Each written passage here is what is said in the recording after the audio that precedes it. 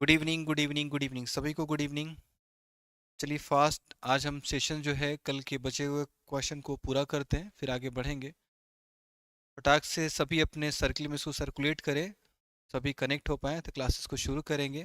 कल के क्वेश्चन को हमने किया था, कल का क्वेश्चन था आई होप सो कितने नंबर क्वेश्चन कर लिया था हमने? कल हमने 35 क्वेश्चन, 36, 37, 38 तक क्वेश्चन कर लिया था।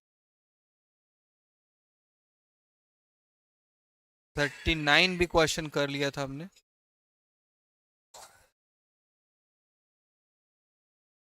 40 भी कर लिया था हमने। 40 क्वेश्चन सिफिलिस को कर लिया था हमने, क्वेश्चन हो चुका था 41 से। देख क्वेश्चन नंबर 41 से देखेंगे।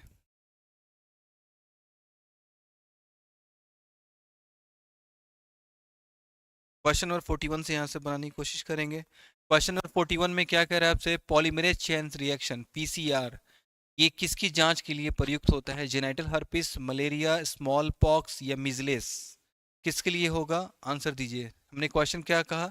पीसीआर पॉलीमरेज चेन रिएक्शन किसकी जांच के लिए होता है? Herpes, malaria, small pox, measles. देखते हैं किसके पास आंसर है। देखिए आंसर आ चुका है। आंसर दीजिए, फटाक से आंसर दीजिए इसका।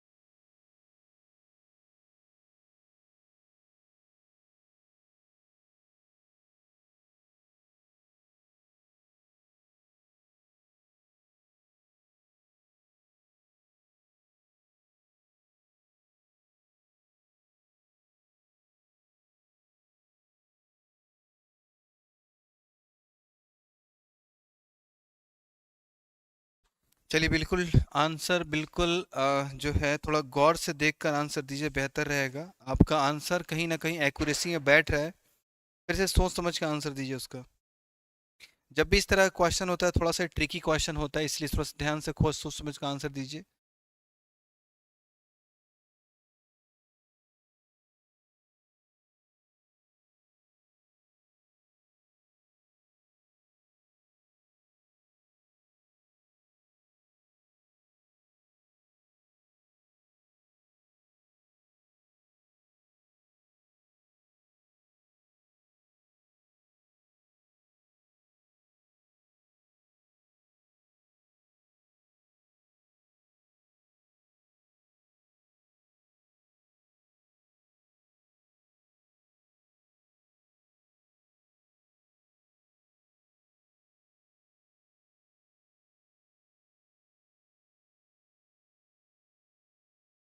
चलिए देखिए, अब इसको आंसर यहाँ पे लेते हैं। देखिए इसमें सबसे पहले यहाँ क्वेश्चन क्या कहा जा रहा है। जब भी बात करेगा पी आपको पॉलीमरेज चेन रिएक्शन का, तो पॉलीमरेज चेन रिएक्शन जो होता है इसमें हम आंसर क्या लिखेंगे? इसमें सबसे पहले चीज देखेंगे कि यहाँ पर कौन से ऑप्शन इसको टच कर रहा है। तो जो जेनाइटल हार्पिस होता है, जो सेक्सुअली ट्रांसमिटेड डिजीज है, एसटीडी है, यौन संचारित रोग है, ये जो है काफ़ी सूटेबल होता है, क्योंकि एक्चुअल में पीसीआर जो टेक्निक है इससे हम मलेरिया का भी पता लगा सकते हैं और जेनाइटल हर्पिस का भी। लेकिन पूछा जाए सबसे सूटेबल जो होता है किस में होगा, तो यहाँ आंसर लिखेंगे किस में? जेनाइटल हर्पिस में लिखेंगे। इसका ध्यान रखिएगा, इसलिए बड़ा ही ट्रिकी सा क्वेश्चन है। डिटेक्शन जो होता है हम लोग पॉलीमरेज चेन रिएक्शन से क्या करते हैं हम लोग? हर्पिस और मलेरिया दोनों का कर लेते हैं, हर्पिस का भी है मलेरिया का, लेकिन सब सूटेबल किस में है? जेनाइटल हर्पिस में। इसका ध्यान रखिए, ऑप्शन नंबर ए। इस तरह क्वेश्चन में थोड़ा ट्रिकी है, ध्यान से इसका आंसर देंगे। इसको सबको नोट करते हुए चलेंगे, आपके लिए इंपॉर्टेंट हो जाता है। दूसरा हमने कहा क्वेश्चन नंबर 42, इसका आंसर बहुत ही अच्छा सा प्यारा सा क्वेश्चन है ये। इसमें क्वेश्चन कहा जा रहा है गोनोरिया जो एक एसटीडी डिजीज है, यानी यौन संचारित रोग है, ये किससे होता है? तो सबसे पहले ध्यान देंगे ये एक जीवाणु से होने वाला रोग है। वेनरल डिजीज का मतलब यौन संचारित रोग है, एसटीडी को ही कहते हैं। और एसटीडी यानी इसको भी कहेंगे सेक्सुअली ट्रांसमिटेड डिजीज, यौन संचारित रोग। पता चला क्या होगा, सभी का सभी। आंसर क्या लिख सकते हैं यहाँ पर, D, option number D. Gonorrhoea क्या होता है, एक बैक्टीरियल डिजीज है, यानी जीवाणु से होने वाला रोग है। दूसरा वेनरल यानी यौन रोग है। एसटीडी यानी सेक्सुअली ट्रांसमिटेड डिजीज यानी यौन संचारित रोग है। इसके आंसर क्या पता चला, सभी का सभी, ऑप्शन नंबर डी। 42 का आंसर नंबर डी।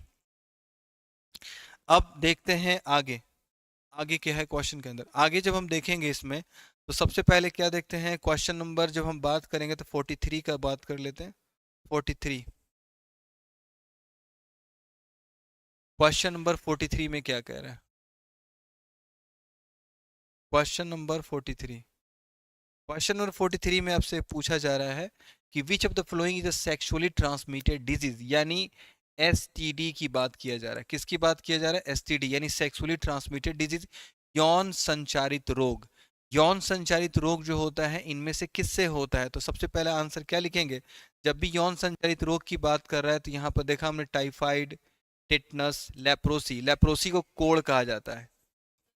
इस लेप्रोसी क्या होता है, कोड़ कहते हैं इसको, कोड़। ये कोड़ किससे हो जाता है, तो इसको कहते हैं माइकोबैक्टीरियम लेप्रे से हो जाता है, ये एक जीवाणु है। फिर यहाँ पर टेटनस, टेटनस किससे हो जाता है, तो क्लॉस्ट्रीडियम टेटानी से हो जाता है। टाइफाइड किससे होता है, सैल्मोनेला टाइफी से हो जाता है। सब चीज को ध्यान रखेंगे। ये हो गया सैल्मोनेला टाइफी, इसका पैथोजन। और टेटनस किससे हो जाता है, तो क्लॉस्ट्रीडियम टेटानी, क्लॉस्ट्रीडियम टेटानी कह सकते हैं। टेटानी हो गया, क्लॉस्ट्रीडियम टेटानी। फिर यहाँ पर जो कोड़ है ये किससे होता है, माइकोबैक्टीरियम, माइकोबैक्टीरियम लेप्रे, लेप्रे से हो जाता है। बचा क्या यहाँ पर, हेपेटाइटिस वायरस, ये हेपेटाइटिस वायरस से हो जाता है, हेपेटाइटिस वायरस, हेपेटाइटिस वायरस। ये जो हेपेटाइटिस वायरस ये एक वायरल डिजीज है, लेकिन इसको कहते हैं क्या, यही है आपका एसटीडी, जो सेक्सुअल ट्रांसमिटेड डिजीज है, यौन संचारित रोग है, जो इंटरकोर्स करने से ये फैलता है। और इसको हमने कहा कि यही है एसटीडी डिजीज, इसको कहा हमने हेपेटाइटिस बी कह दिया, यानी 43 का ऑप्शन नंबर डी कह दिया हमने। चलिए इसके बाद हम देखते हैं यहाँ पर, जब हमने ये देखा एसटीडी देख लिया यहाँ पर कि ये आपका ऑप्शन नंबर डी हो गया। क्वेश्चन लास्ट में आपसे पूछ रहा है कि जेनाइटल वार्ड जो होता है ये एक वायरल डिजीज है, लेकिन ये किससे कॉज होता है, यानी आपको पैथोजन का नाम बताना है। हमने कहा जननांग मस्सा, आंसर क्या लिखा, क्वेश्चन क्या क्या हमने, जननांग मस्सा कौन से विषाणु द्वारा फैलता है। विषाणु तो अलग अलग प्रकार का है, तो ये जेनाइटल वार्ड किस वायरस से होता है इसको आपको देखना है। चलिए हम लोग देखते हैं।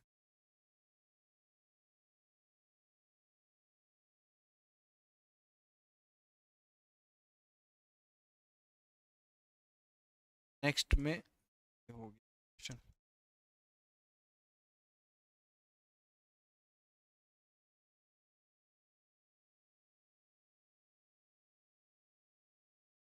चलिए तो इसमें आपसे क्वेश्चन क्या पूछा गया है, क्वेश्चन जो आप, क्वेश्चन नंबर कितना था, 44 जो था। इसमें कहा गया कि जेनाइटल वार्ड मतलब जननांग मस्सा।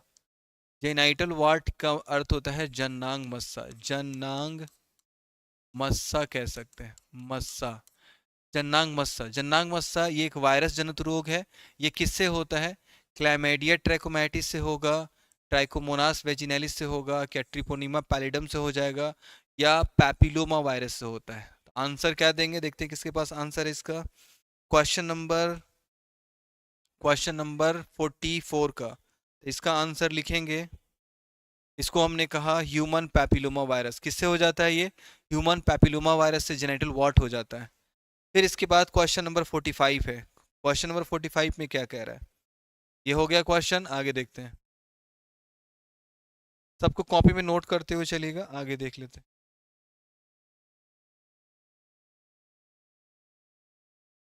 क्वेश्चन नंबर 45, क्वेश्चन नंबर 45 में कह रहा है which of the following is sexually transmitted disease, कौन इसमें से यौन संचारित रोग है।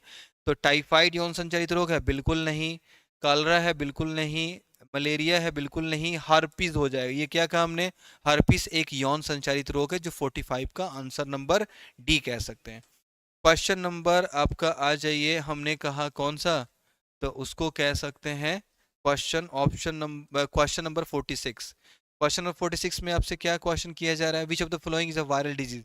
इसमें से कौन वायरस से होने वाला रोग है? तो फ्लू बिल्कुल है, पोलियो ये भी वायरस से होता है, एड्स भी वायरस से होता है। तो पता चला कि तीनों के तीनों वायरस से होते हैं, इसलिए आंसर क्या लिखेंगे? ऑप्शन नंबर डी कह देंगे। Option number D. Option number क्या कह दिया हमने? डी कह दिया। Option number D. 46 का ऑप्शन क्या देखा हमने? डी कह दिया। चलिए अब हम बात करते हैं क्वेश्चन नंबर 47 का। Question number 47। क्वेश्चन नंबर 47 में आपसे क्या पूछा जा रहा है? क्वेश्चन नंबर 47 में, which of the following is a sexually transmitted disease? यानी एसटीडी डिजीज किसको कहते हैं इसमें से, यानी जो सेक्स के द्वारा फैले? तो पहला टाइफाइड बिल्कुल कहेंगे, बिल्कुल नहीं। कॉल हैजा बिल्कुल नहीं। मलेरिया ये भी नहीं है। तो कौन सा रोग हो जाता है? सिफिलिस। ये एक सिफिलिस जो एसटीडी डिजीज है, यौन संचारित रोग इसको कहते हैं, ये ध्यान रखिएगा। दूसरा जो बहुत ही प्यारा सा क्वेश्चन है, आपसे क्वेश्चन किया जा रहा है कि कैपेसिटेशन जो होता है एक नेचुरल प्रोसेस है, तो ये नेचुरल प्रोसेस क्या कहते हैं? इसमें होता क्या है, इसको थोड़ा सा हम डिटेल वाइज आपको समझाते हैं, तब आंसर इसका दे सकते हैं।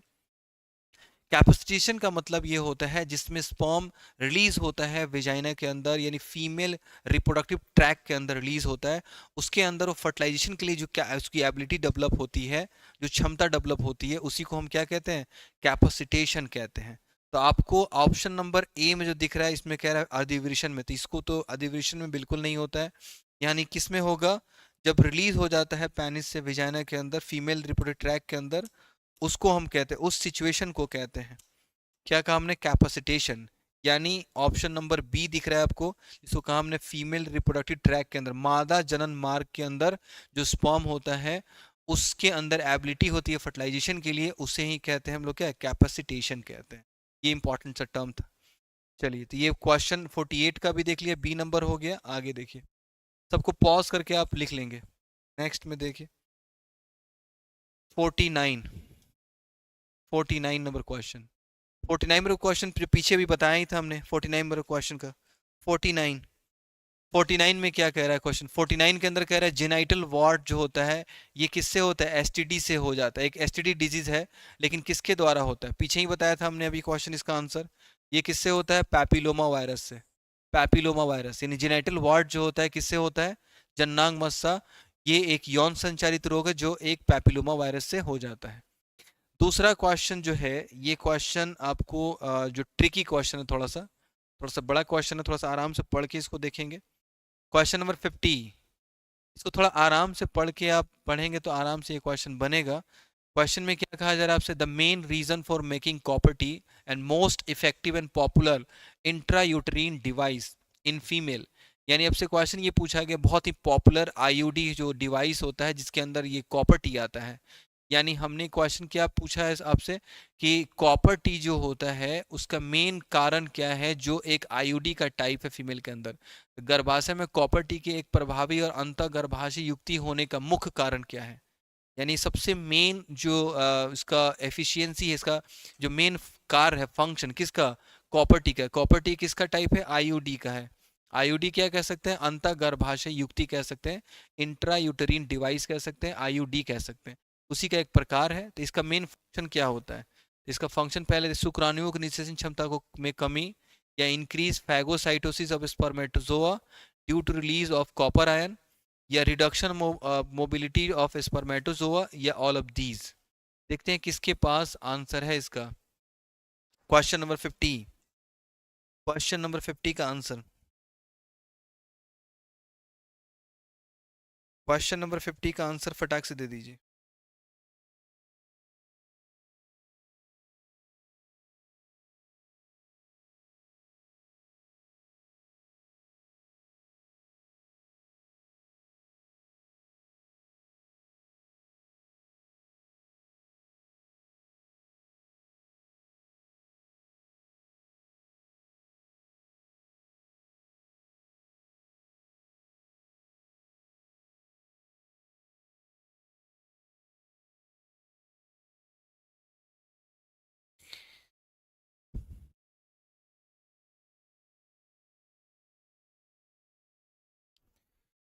चलिए, तो इसमें 50 नंबर क्वेश्चन जो है, इसमें हम क्या लिख सकते हैं यहाँ पे?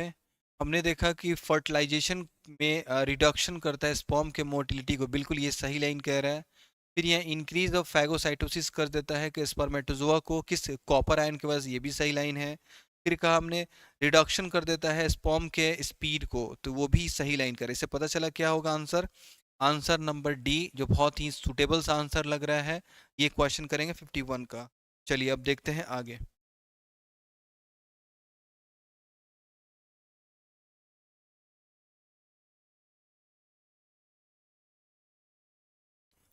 चलिए, तो अब देखते हैं यहाँ पर क्वेश्चन नंबर 51 का। क्वेश्चन नंबर 51 क्या कह रहा है आपसे? क्वेश्चन नंबर 51 में कह रहा है which is true regarding test tube baby. Test tube baby के लिए कौन सा लाइन इसमें सही है? परखनली शिशु के संबंध में कौन सा सत्य लाइन है? Fertilisation in female reproduction organ but development is test tube, ये सही लाइन है? बिल्कुल नहीं, ये तो गलत लाइन है, काट दिया हमने। बचा तीन option. To keep infant in incubator before birth, जन्म पूर्व शिशु को इंक्यूबेटर में रखना है कि शीशे के ग्लास में रख देते हैं बच्चा अनडेवलप पैदा होने के बाद, तो ये लाइन सही है? बिल्कुल सही नहीं है, कट गया आप। Fertilisation outside the body but development within the uterus, ये बिल्कुल सही कहा आपने। टेस्ट बेबी का मतलब क्या हो गया? IVF, और इसको कहते हैं ET। IVF-ET यानी in vitro fertilisation. In vitro का मतलब हो जाता है बाहरी निषेचन, ग्लास के अंदर, शीशे की ग्लास में। तो यहाँ पर ये लाइन बिल्कुल सही है आपका। फर्टिलाइजेशन शरीर के बाहर होता है, लेकिन फिर जब जाइगोट बन जाता है तो उसको हम यूट्रस के अंदर डाल देते हैं, जिससे बच्चे का डेवलपमेंट हो पाता है। डेवलपमेंट शरीर के अंदर, फर्टिलाइजेशन शरीर के बाहर, that is called test tube baby. उसको IVF-ET कहते हैं। In vitro fertilisation embryo transfer कहते हैं, ये ध्यान रखिएगा। तो ऑप्शन कौन सा दिख गया आपको? Option number C. चलिए, बाकी ये भी लान गलत है। तो ये था आपके सेशन का लास्ट क्वेश्चन। बाकी चीज़ें हम लोग एज इट इज़ कल करेंगे। कल चैप्टर नंबर जो 5 है उसको कवर करेंगे। तो इस तरह से डेडिकेशन होगा तो क्लासेस सस्पेंड कर देंगे, बिकॉज इस तरह से आप लोग का शेड्यूल फिक्स रखिए कि क्लास को एनी हाउ अटेंड करना है। अदरवाइज क्लासेस जो है, प्रैक्टिस सेशन जो है उसको बंद कर दिया जाएगा, क्योंकि आप सभी काम को छोड़ के टाइम फिक्स रखिए कि 4:15 तक आपको फ्री होना है और क्लास को ज्वाइन करना है, क्योंकि आपके लिए इतना समय वेस्ट किया जा रहा है। ये चीज़ ध्यान रखना है। तो चलिए, इसी के साथ हम लोग मिलते हैं फिर से नेक्स्ट लेक्चर में। आज के लिए बस इतना ही।